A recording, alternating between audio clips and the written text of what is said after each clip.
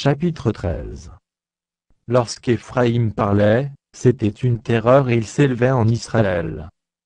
Mais il s'est rendu coupable par Baal, et il est mort.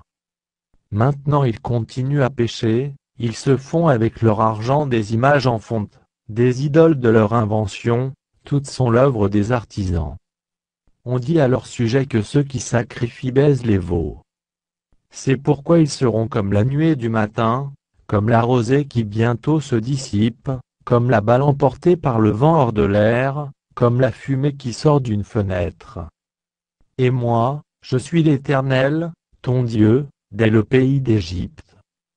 Tu ne connais d'autre Dieu que moi, et il n'y a de sauveur que moi.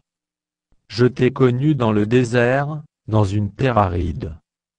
Ils se sont rassasiés dans leur pâturage. Ils se sont rassasiés, et leur cœur s'est enflé, c'est pourquoi ils m'ont oublié.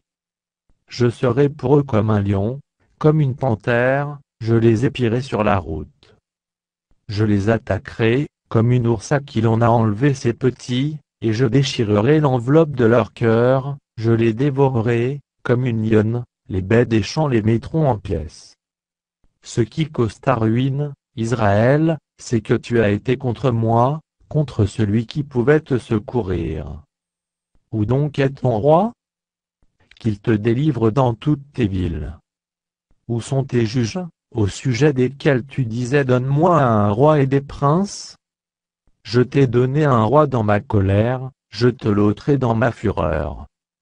L'iniquité d'Éphraïm est gardée, son péché est mis en réserve. Les douleurs de celle qui enfante viendront pour lui, c'est un enfant peu sage, qui, au terme voulu, ne sort pas du sein maternel. Je les rachèterai de la puissance du séjour des morts, je les délivrerai de la mort. Ô mort, où est ta peste? Séjour des morts, où est ta destruction? Mais le repentir se dérobe à mes regards. Éphraïm a beau être fertile au milieu de ses frères, le vent d'Orient viendra, le vent de l'Éternel s'élèvera du désert, desséchera ses sources, tarira ses fontaines. On pillera le trésor de tous les objets précieux. Samarie sera punie, parce qu'elle s'est révoltée contre son Dieu.